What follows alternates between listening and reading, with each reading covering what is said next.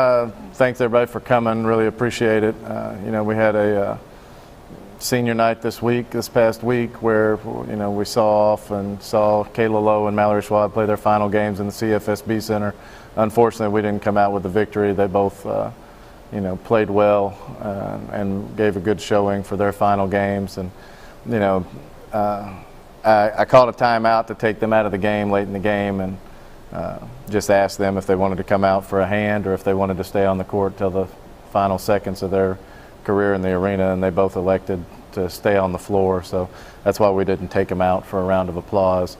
I let seniors make that decision if they want to be on the floor when the final horn sounds. I think they've earned that right. So they got to play till the final horn and play every second they could on that floor, and that meant a lot to them. And now we got to turn our attention to the final week of the regular season. Got a big road trip to Tennessee State and Tennessee Tech. And, it's going to come down, like I say, every year before the season starts, it's going to come down to the final game Saturday night on seeding and positioning for every position except for third place. Third place is locked up by Tennessee Tech. Everything else is wide open. And, it's going to be an exciting finish. Obviously, women's basketball is that way. Anybody can beat anyone on any given night. We're going on the road to face two teams that we beat here earlier in the season.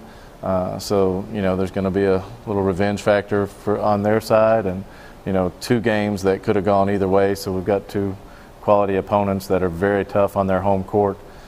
First, we have to go to Tennessee State, and it'll be their senior night, and then we go to Tennessee Tech, and it's their senior night. So it'll be 3 straight senior nights for us, and, we'll certainly have to face energized teams that are fighting. Tennessee State's fighting for their seeding. Right now we're in a tie for 4th. I feel like if we go on the road and get a split, then we've got a good opportunity at getting that first round bye. If we can go get a sweep, I feel like we've got a great opportunity to get in the first round bye the way the rest of the schedule is. But all we can do is just take care of what we can control, which is going out and winning the first game.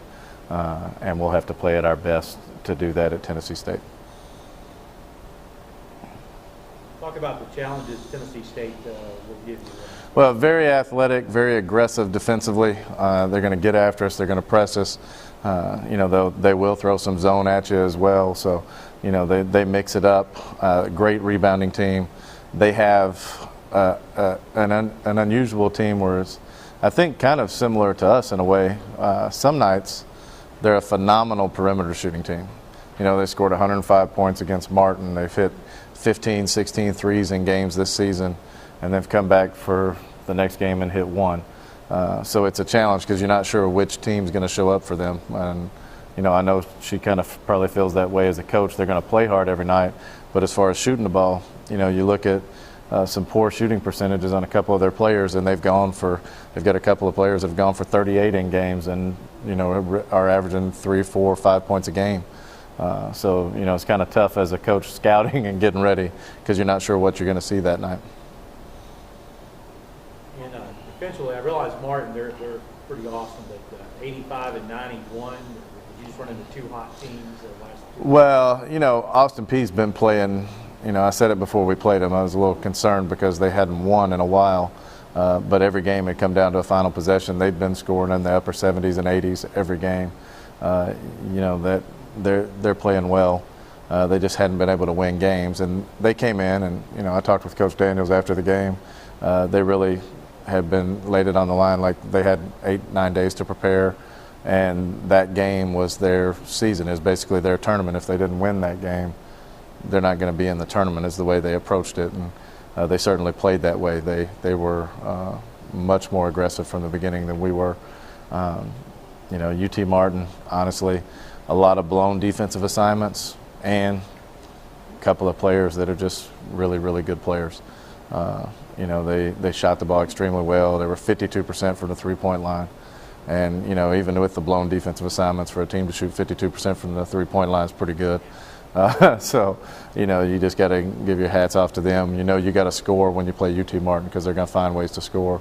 Would have liked for them not to have as many open looks as they had. That was not the game plan to allow them to shoot from the perimeter, but that's the way it worked out. And if we end up facing them in the tournament, we certainly got to do a better job with perimeter defense.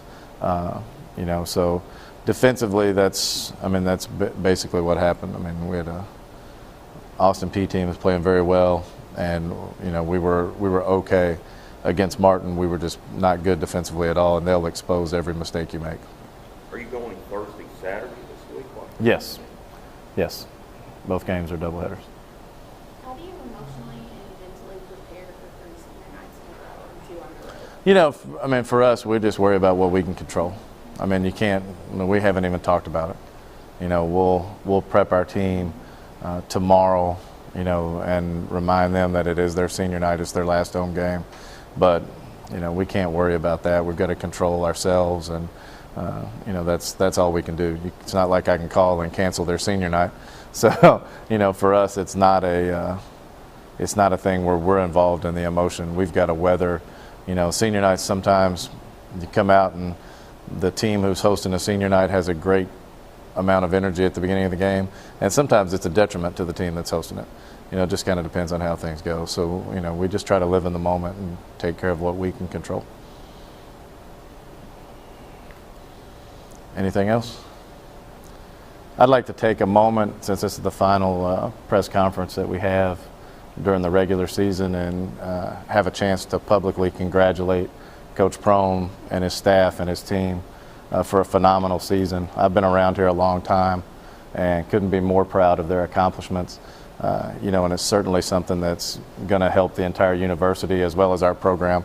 I can't tell you how many comments I got, text messages and emails from people that I'm good friends with and have lost touch with after watching the Bracket Buster game, AAU coaches, things like that. Just very, very proud of what they've been able to accomplish, and look forward to seeing what they do, and hopefully we can both make a run in the OVC tournament and win a couple of championships. Thank you.